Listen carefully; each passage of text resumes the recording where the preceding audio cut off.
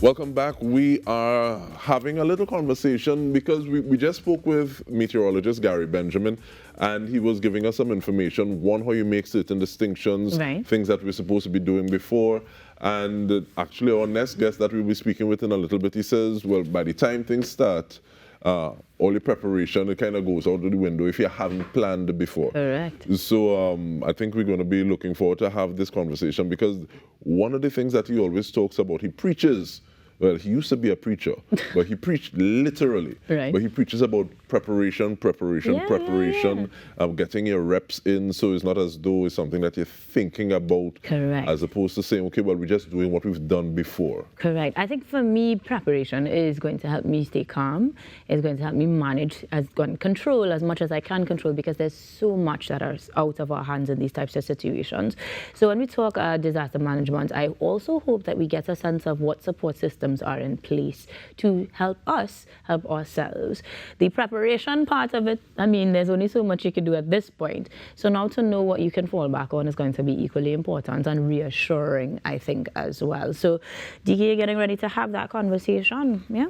Yeah, looking forward to speaking with Jerry David, the Senior Disaster Management Coordinator. How are you doing, Mr. David? Howdy, as I always said, I am better than those who are worse than me. I like that. And that makes a great deal of sense. But I feel it's a high man conversation. That's what it sounded like. So what is your situation right now? What are some of the things that you're involved in, looking at, working on right now, Mr. David?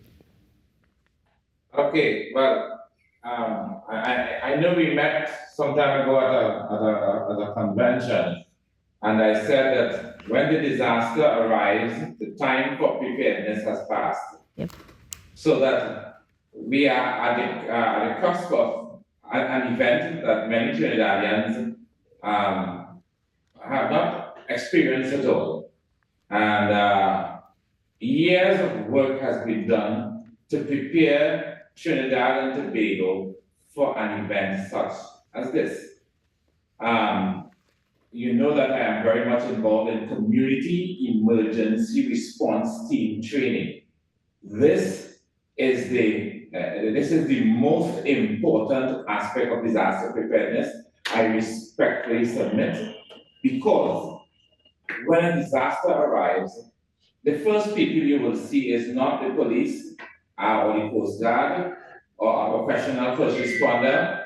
The first person you will see is going to be your neighbor. So that it's about preparing the communities so that they can recognize, respond, and recover from disasters and build resiliency in the communities. And I want to talk about certain in a little bit, but before that though, what are some of the things that you're hearing? Are you hearing some of those people who have been trained, the capacity you've built with them, are you hearing them, this is specifically in Tobago, I guess, having anything to do? What are results or feedback coming into you right now? With respect to Tobago, I haven't had much feedback with CERTs in Tobago. But DK, CERT volunteers in Trinidad, in Diego Martin, in Tunapuna, in Mario Claro, outside of what we do in the disaster management, managing them, DK, they had their own Zoom meetings set up, planning how they would respond, and that actually it made my paws raise when I recognized that they were doing this on their own without the prompting of the disaster management coordinators. They were setting up their own Zoom meeting and talking about how to prepare, where we're going to meet, if particular things happen, going through some first aid techniques that will be useful. That is empowerment of people, and that is what CERT is all about, because the largest number of people are in the communities, and the total number of first responders are very small in Trinidad. When we compare it with the population. So here we have these CERT volunteers on their own thinking about community. Last night, we had we had published like 126 shelters that we had prepped to man. We didn't have to activate all of them, but we did activate a great number of them. And they were all manned not by paid people, it was manned by shelter managers. Shelter managers who we had trained just as we had trained the CERT volunteers. Right after CERT volunteer training is shelter management training. And many CERT trained persons are also trained to be shelter managers. So you see, I think we on to something in Trinidad in that we getting community involvement to build community resilience. But getting that involvement, Mr. David, you spoke of the small scale relative to the population. Answer the business owner, the person who has this organization, who is saying, I don't want to take that investment because I'm not sure. And volunteer means that while the person may say yes, they may also say no. So I'm not sure I want to give that time for the people under my care to be involved or to get CERT training. What do you tell that individual? Okay, I tell that individual this. CERT volunteers will not come out outside of an emergency. So I call them, many of them, our sleepers. So that yesterday, people who we trained 5 years ago, 4 years ago, and we thought they were not part of our circle because they were not on one of these CERT chats, they came out and they were helping to fill sandbags at regional corporations. I call, and that's why I say many of the people we train, they are volunteers. Volunteer means that I can come out, and if I feel, and if I don't come out, you don't have to make me, you don't have to shame me. You understand? But I would tell them this: it is best we have a large number of volunteers who you would not see now. Well, let me put it this way: you are seeing them now. They will come out because there is a cause. Outside of major emergencies, that then CERT volunteers, some of them don't feel there's a cause. And that's fine, I could live with that. But when the emergencies arrive, like yesterday, we saw them pulling up in their vehicles and coming and help, and some of them saying, okay, I'll be able to man the shelter tomorrow for 4 hours or 2 hours. That says we're onto something.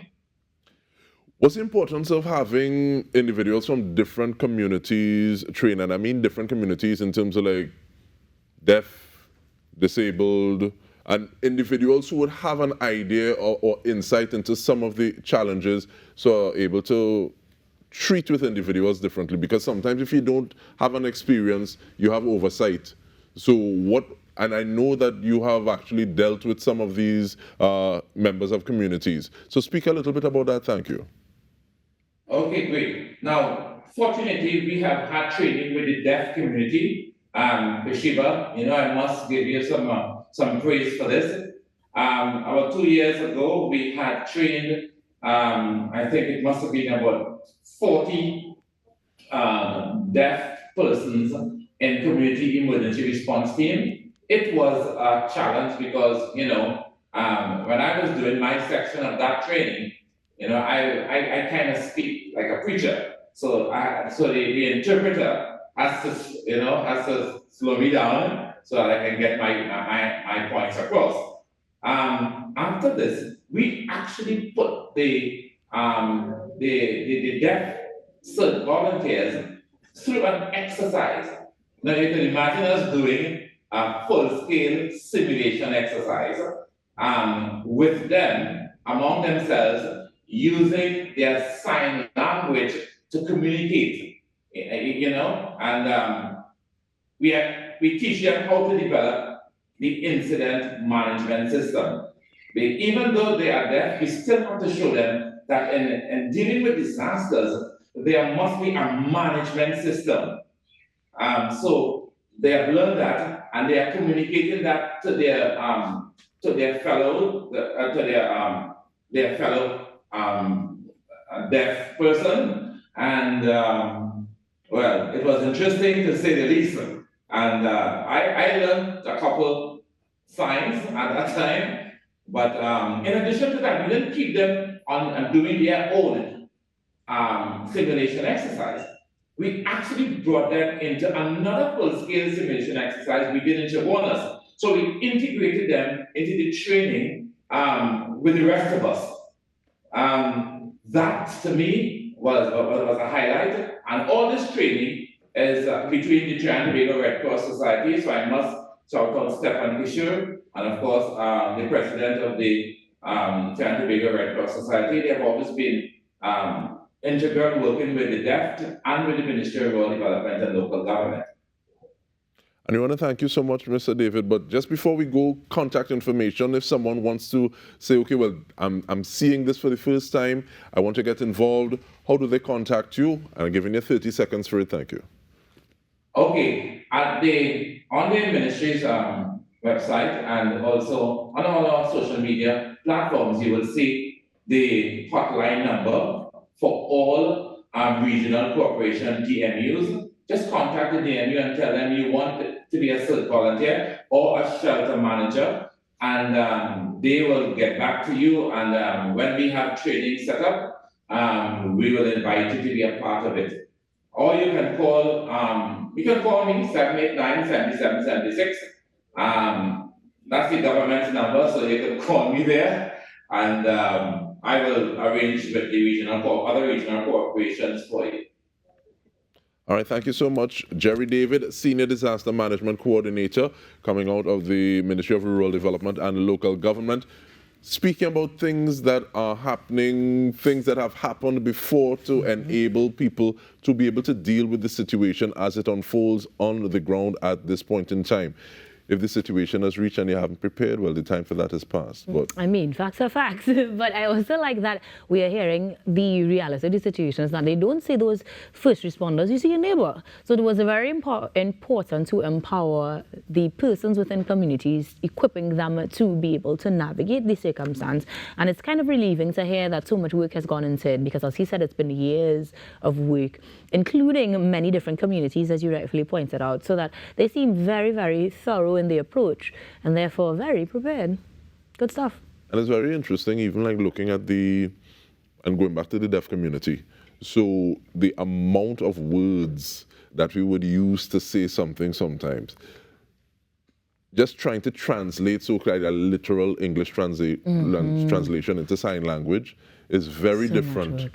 So having individuals who know the language, be able to convert that and share it is very interesting. So many more interesting conversations to be had this morning, so you don't want to go anywhere. This is In Our Morning Show, and we'll be back after these messages.